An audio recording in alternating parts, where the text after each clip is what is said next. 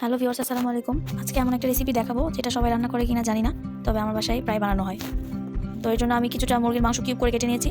এর মধ্যে হাফ চামচ গোলমরিচের গুঁড়া, হাফ চামচ লবণ আর হাফ চামচের কম আদা রসুন বাটা দিয়ে দিচ্ছি, আর হাফ চামচ সয়া সস দিয়ে দিলাম।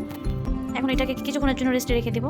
আর এদিকে আমি মায়োনিজের জন্য একটা ডিম সিদ্ধ করে নিয়েছি, রসুন দিয়েছি একটা, কিছুটা গোলমরিচের গুঁড়া দিয়ে দিয়েছি আর কিছুটা তেল দিয়ে দিয়েছি, কিছুটা লবণ দিলাম, 2 চামচের মতো গুঁড়া দুধ দিয়ে দিলাম, 1 চামচের মতো লেবুর রস দিয়ে দিচ্ছি, পানি দিয়ে দিলাম কিছুটা। আমি চিনি দিতে ভুলে গেছিলাম, পরে আবার চিনি দিয়ে দিলাম, আবার কিছুটা পানি দিয়ে ব্লেন্ড করে নিয়েছি। তো এখন আমার মায়োনিজ রেডি। এখন কিছুক্ষণ ভেজে নিব মুরগির মাংসটা।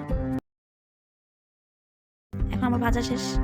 এরপর একটা ব্লেন্ডার জারের মধ্যে একটু সস দিয়ে এটাকে আবার মিক্স করে নিয়েছি।